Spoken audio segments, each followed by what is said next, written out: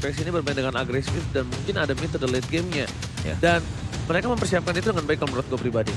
Yes. Tapi problemnya dari tim GPX, mereka ini jangan sampai terbuai dengan damage yang mereka miliki di early. Macam-macam Uranus, Iya. macam-macam dari Julia. Ya, karena late game-nya cuma Cloud di sini. Late game-nya Cloud. Mereka punya Eve, tapi Eve high ground defender. Dia bukan tipikal kayak seorang Cecilian untuk melakukan damage burst di late game. So, dengan dua grafik yang menurut gue ini cukup equal di early dan juga di late game-nya. Jadi kita bakal lihat apakah GPX mampu mempertahankan posisi di top klasemen atau bahkan Bigetron yang akan mendapatkan poin. Masih to the lane of down akan dipandu oleh Ranger Masih dan juga Profesor KB. Yes. Kita akan lihat konsistensi dari anak-anak Bigetron Beta juga tentunya di mana di week 5 mereka udah mulai dapetin nafas segarnya. So mereka harus bawa itu sampai dengan week yang terakhir nanti. Terlihat Fredo Kitty udah mulai coba untuk mengganggu karya Audi di sana. Bahkan Audi pun harus terlihat mundur karena udah mulai terkikis regen HP terlebih dahulu. Fredo Kitty nggak mau mengambil resiko. Dia prefer untuk reset dan memilih untuk mundur ke arah belakang Ranger Mas. Alright, tapi bukan hanya itu aja problemnya kali ini. Di mana Fredo Kitty tidak boleh terlalu terpoking banyak banget. Kenapa? Karena di sini posisinya adalah Fredo nanti di level-level yang tertinggal berbahaya. Audi CS punya coverisasi yang cukup baik. Di reset, emang waktunya terbuang banyak. Tapi kalau Fredonya lama-lama terpoking dan bahkan first blood di tangan dari seorang Jasgar, itu bisa saja menimbulkan sebuah keuntungan untuk seorang Jasgar itu sendiri. Iya, apalagi Audi CS ini masih nyimpen flicker loh. Jadi nggak ngeluarin apa-apa pas tadi di engage sama Fredo Kid. Dan buat sekarang kalau misalkan ngelihat dari posisi lainnya, ini di area bottom lane mungkin agak ada sedikit pressure dari sosok Enggas. Karena lihat deh, Wattnya juga setengah dari bar HP dan baru melakukan regen. Dia mau nggak mau harus lebih sabar, namun Ray. Ya, kita udah lihat di area bottom lane, Ray udah mulai coba untuk bermain ke area jungle pattern yang dimiliki oleh anak dari Bigetron Beta. Begitupun juga dengan Jasgar, dua-duanya sama-sama berkutat terhadap jungle patternnya. Tapi lihat, Ray sudah level 4, bahkan Change pun sudah sempat dikeluarkan mengarah ke area Enggas yang masih terlihat independen. Belum ada pengawalan yang signifikan dari kedua belah roamer atas Watt dan juga Enggas. Di sini dua-duanya sama-sama coba untuk melakukan clearing terhadap wave minion dan meminimalisasi dari segi pertikaian di early di menit kita yang pertama kali ini. Ya, buat apa dia ke arah bottom lane juga kalau misalnya tidak ada head to head dengan ada roamer lain. Ada baiknya dia membantu perbandingan dengan ada teamfight dari top lane. Tapi lihat, dari Ando udah mulai terkena poking damage cukup banyak dan bahkan retribution di tangan dari seorang Jasgar.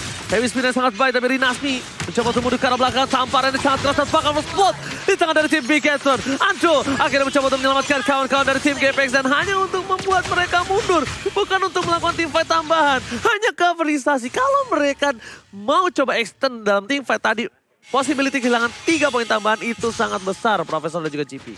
Iya benar banget. Dan Untungnya bahkan nggak overextend ya. Iya, hampir aja dia bisa ditambahin. Dan retributionnya sih on point banget barusan Dari dari Jasgar ya. Jasgar. Dia juga langsung level yang kelima. Ditambah dengan perbedaan melawan Ray yang untuk saat ini dia memanfaatin attack speednya untuk dari emblem jungle. Sehingga akan ada sedikit perbedaan dari segi retributionnya atau durasi farmingnya juga. Karena buat sekarang Jasgar lebih diunggulkan di awal game. Dia bar HP-nya juga lebih banyak. Dan sebagai Akai, lagi dan lagi kita bilang heavy spin adalah kunci kemenangan kontes di area Turtle. ya, dan itu harus dimaksimalkan oleh Jasgar tentunya selaku jungler dari teman-teman Bigetron. Begitupun juga Ray yang harus mulai memperbaiki lagi langkahnya karena udah satu kali terpick off juga. Audi CS sudah mulai coba untuk mengambil informasi, tentunya mencari informasi di mana keberadaan anak-anak GPX sejatinya. Masih belum ada pertikaian sejauh ini di menit ketiga setelah ada pertempuran yang cukup signifikan di area Turtle Pit. Walaupun Enhance Chain sudah mulai dibuka mengarah ke arah Gamora, tapi itu hanya efek kejutan aja nampaknya.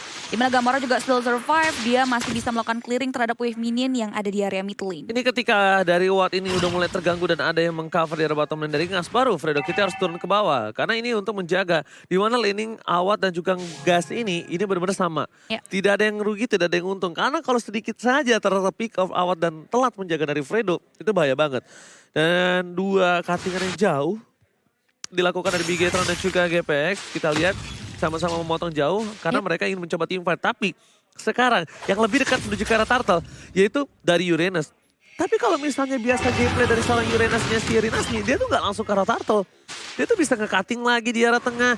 Dan bakal sudah dibuka terlebih dahulu para pemain dari tim GPX kali ini. Udah mulai mencoba merespon. Rinasmi, rebound impact-nya terlalu sakit. Mundur ke arah belakang. Ngas mencoba untuk melakukan pogi damage saja. Fredo Kitty dan bahkan Rinasmi mencoba diselamatkan kembali oleh sang Ando. Berada di dalam rebutan one chance shot point. Brody berhasil membakar blessing duel. kali ini tetap berhasil mendapatkan satu posisi lead, tapi Jaskar melakukan satu buah retribution di dalam pressure tekanan dan tetap berhasil mendapatkan keuntungan dan bahkan buah manis untuk tim Bigetron. Mat maju ke depan tapi hampir saja nyawanya direnggut oleh anak-anak Gpex dan pertukaran 2 untuk 1, tapi Jaskar terlihat mengambil satu objektif turtle lagi. Is it worth it, Profesor KB? Ya sebenarnya masih ada pertukaran yang poin killnya juga tidak begitu banyak. Namun balik lagi dengan objektif turtle, sharing gold dan EXP-nya ini akan menguntungkan sekali bagi teman-teman dari Bigetron Beta. Terlebih kalau misalkan nanti mereka mengamankan 3 turtle.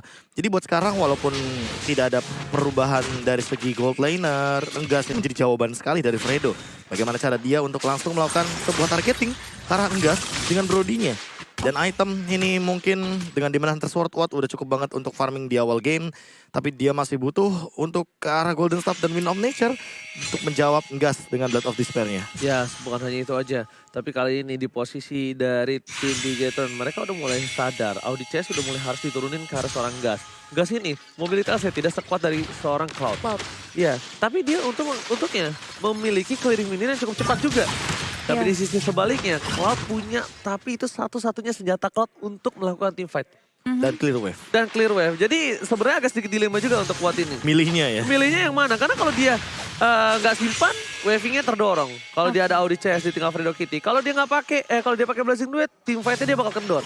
Berarti kalau dia udah pakai Blazing Duet, tandanya dia harusnya melakukan split push saja. Benar, dan tapi sejauh ini dari sisi Watt juga udah mulai memaksimalkan hal tersebut dengan sangat baik ya. Dari segi resource-nya terlihat dengan ada 1 point kill yang dia kantongi. Clearing wave ini juga terlihat sangat wise. Berbanding terlalu dengan Gas yang harus terpick off 1 kali. Bukan modal awal yang bagus. Ditambah lagi Gas juga di awal tadi belum ada item yang cukup mumpuni. Terlihat Tough Boot sudah mulai dikantongi. Ingat banyaknya sisi yang dihasilkan oleh teman-teman dari GPX. Dan kini pertikaian sudah mulai terjadi di area turtle kita yang terakhir. Bahkan Jaskar sudah menalik dari sisi turtle ke daerah teritori yang mereka miliki. Rinazmi juga udah mulai memberanikan diri untuk maju ke depan dengan Uranus-nya. Meanwhile Mat udah mulai coba untuk mengabrak-abrik lane up belakang. Jaskar berhasil men-secure ke area objektif turtle yang ternyata tidak. Dimana Ray nggak mau memberikan kesempatan untuk anak Bigetron untuk kali ketiga. Satu objektif turtle yang terakhir berhasil ia secure. Mereka coba untuk merasakan team fight mengarah ke area teritori yang mereka anak-anak dari Bigetron Beta. Dimana satu objektif turret yang dimiliki dari bottom lane berhasil dimaksimalkan oleh seorang Gas, di mana kekosongan yang ada dimanfaatkan untuk mengembangkan struktur bangunan, tapi pertikaian terus terjadi nampaknya, namun sudah mulai dihindari. Tapi invasi terhadap jungle tak terelakkan, di mana Ray berhasil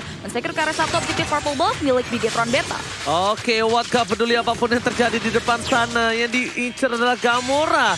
Gamora poin utama. Gak ada Gamora, team fight akan kendor dari tim Bigetron Beta. Tidak ada bad impact, spamming skill, dan bahkan magical damage terbesarnya benar-benar tidak ada. Oke, mereka punya Esmeralda, tapi Esmeralda untuk distraction, bukan magical damage tertinggi di tim Bigetron Beta. Iya, butuh Gamora sih. Dan Butuh Gamora Gamora. ini late game banget masalah utamanya.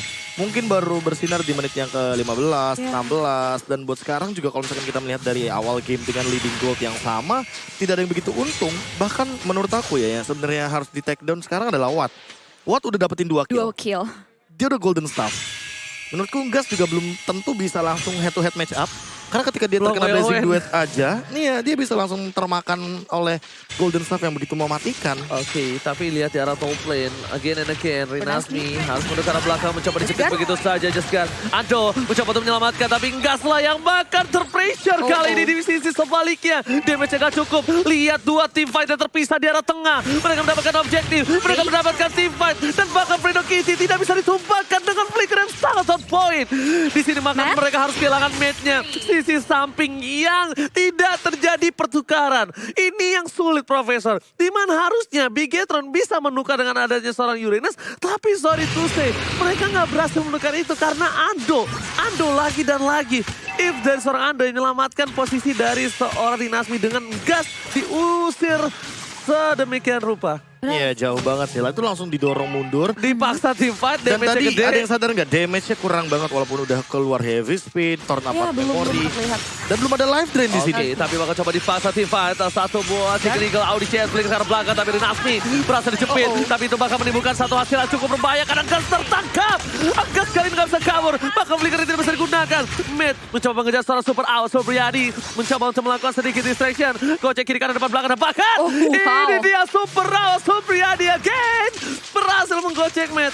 Dan benar-benar udah ganteng aja jago Jiggle. Super awat Supriyadi. Wow, Gocek kanan kiri tentunya Watt masih selamat. Tapi Matt sudah mulai mendapatkan informasi di mana anak dari geng Kapak udah mulai men-secure ke objektif Lord kita yang pertama. Sudah mulai dipancing keributan. Bigetron tidak tinggal diam. Mereka memberanikan diri untuk maju ke area terrestrial tersebut. Cycling Eagle udah mulai dibuka begitu saja. Tepat mendarat ke area tubuh dari seorang Fredo Kitty. Di mana Fredo Kitty nggak mampu untuk menahan deal damage yang diberikan. Tapi lihat serangan balik mereka oleh teman-teman dari geng Kapak di mana Mega Kill berhasil diamankan oleh seorang Watt. Tapi Matt menghentikan pergerakan dari Watt. Di mana shutdown berhasil diterapkan buat geng Kapak. Yang sedari tadi confidence untuk melakukan secret terhadap Lord. Dia harus memilih untuk meng-cancel. Mundur ke arah belakang tapi tidak dengan gas. Real world manipulation sudah mulai dibuka oleh Ando. Dan titik-titik kematian tersebut pun menetes tepat ke area tubuh dari seorang gas membuat gas. God Lane dari Bigetron Beta harus tewas. Tidak berhenti sampai di sana. Di mana Matt melakukan loncatan indah dengan Falling Star Moon-nya. Tapi ternyata masih bisa denial oleh beberapa hero dari geng Kapak di area mid lane. Bagus banget Bad reward impact manipulation-nya. Bad impact juga Bad sih tadi impact-nya lihat gak? sebenarnya ya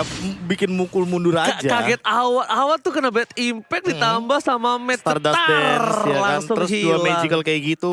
Lalu tiba-tiba Ando bukan reward manipulation, Ngas yang ketangkap. Sama-sama tuker gold laner sebenarnya, tapi yang dirugikan di sini adalah Ngas karena dia udah tumbang 3 kali. Punya flicker yang dipakai. Iya, tanpa adanya assist lebih tepatnya. Jadi dia nggak mendapatkan bonus gold sama sekali kecuali dari minion. Dan buat sekarang dengan gap gold yang udah mulai kelihatan 600 aja, ini geng Kapak udah mulai berani nih untuk melakukan inisiasi dan juga ngebait team fight-nya di area Lord. Agar apa? Agar teman-teman dari Bigetron Beta keluar dari zona amannya. Keluar dari zona posisi yang terbaiknya biar Gamora bisa ditangkap. Yes, dan bahkan super out Supriyadi kali ini lihat. Dia menuju ke arah Jaskar, itu dia nggak langsung Blazing Duet. Dia poking karena dia tahu basic TKD, Demon Hunter Sword plus Golden Staff. Mat. Jadi itu akan menjadi sebuah serangan yang sangat sakit damage-nya dan bahkan coba dipasang tim fight. Mat menuju ke arah belakang, tapi ternyata Falling Star bukan yang salah. Berhasil mendapatkan double kill dari Riras, mendapatkan Blazing Duet again. Berhasil mendapatkan 3 posisi yang membuat Lord bebas. Dan bahkan di sisi sebaliknya, ini membuat geng Kapak bisa mendapatkan banyak objektif. Mereka kalau menumbangkan Mid juga, ini bakal berbahaya. Kenapa? Karena Mid mencoba diselamatkan oleh Audi. Audi, can you do it? Ada satu buah Heading Wine. Dan tampaknya Mid kali ini tidak memencet itu. Mid bertahan dan memilih untuk menggunakan sprintnya. Matt, what are you doing? Menurut gue itu keputusan yang tidak harus diambil. Menggunakan soul skill. Karena kayak Dingwin tadi udah dipakai loh. Iya. Dipanggil tapi nggak dipencet, Prof. Mungkin Dia maksa untuk coba nge-distract. Mungkin 2 detiknya udah hilang kali ya, jadi nggak akan ada guided wing dan itu terlalu jauh banget dari posisi Ray yang dimana Ray ketika dia kan melakukan semua source skillnya abis enhance itu kan bakal ada efek tarikan dan itu yang membuat pergerakan mungkin dari matchnya juga sedikit tertahan. Cuma menurutku di sini yang poin pentingnya dari Ray adalah dia juga bikin dominance ice. Ini dia yang aku sukai dari sosok Julian yang sangat fleksibel. Dia bisa build ke arah tank, dia juga bisa untuk melakukan pergerakan ke arah life drain dan Fredo, Mat, oke, cuma saya hai, nggak ada kejadian dan segala macamnya. Sama-sama punya dominance ice di sini dan poin plusnya adalah kalau kita ngomongin soal Mat, dia udah punya Oracle, tapi harus tetap respect terhadap damage deal yang begitu tinggi dari Watt karena dia belum punya Blade Armor di sini. Sementara Wattnya bentar lagi mungkin akan memiliki Immortality atau bahkan Brute Force. Aku sih suka banget kalau ada Brute Force. Aku pengen ngomong kalau Brute Force aku suka banget, Prof. Apalagi kalau dengan adanya Gamora, dengan ada satu buah. Yes, Brute Force tapi Remote Manipulation telah dibuka. Tercancel Jaskar. Tapi ini membuat seorang Jaskar hampir tertangkap. Heavy Spin berhasil menyelamatkan dirinya dibandingkan dia harus kehilangan sama Jaskar. Karena tadi Jaskar hilang, Super Minion masih ada. Tapi problemnya adalah ketika Super Minion masih ada dan mereka tidak punya soft skill untuk melakukan sifat kembali. Dan di depan sana Remote Manipulation telah ada kembali karena dia tercancel. Bukan menutup sendirinya. Matt terperangkap. Tidak ada sebuah sprint. Matt masih cooldown dan bahkan tidak ada yang bisa menyentuh seorang Ando sedikit pun di belakang sana. Ya, Silver Barb tentunya Ando masih bisa mundur ke arah belakang. Tapi inisiasi yang diberikan oleh geng Kapak mampu untuk memecahkan satu struktur bangunan base start milik anak-anak Bigetron yang sedari tadi dijaga. Demikian hingga. Tapi GPX gak mau terlihat greedy. Mereka coba untuk mulai mundur walaupun tetap ingin coba untuk melakukan invasi. Tapi Jaskar nampaknya berhasil menyelamatkan satu buah purple buff yang dimiliki dan diberikan ke arah Gamora tentunya di sana, dan terlihat item-item dari kedua belah tim ini udah mulai balance, ditambah lagi Ngas dan juga Gamora udah mulai terlihat dapetin damage, item damage juga yang dimana dia bisa menyumbangkan damage nantinya, tinggal dari segi positioning aja karena geng Kapak udah mulai memaksimalkan potensial hero yang mereka miliki. Terlihat dengan ada satu Lord saja dia udah berhasil nge-secure semua objektif inner, outer, dan bahkan satu base turret, Profesor KB. Ya ini udah bonus banget karena itu adalah Lord yang tidak di-enhance. Dan Ando, item Necklace of Durance yang dari tadi pengen aku bahas. Karena dia emang build duluan untuk Necklace of Durance-nya. Dan dia ingin menjawab Mat dengan Oracle yang dimilikinya. Jadi nggak butuh Dominance Ice doang, tapi ini lebih ke respect.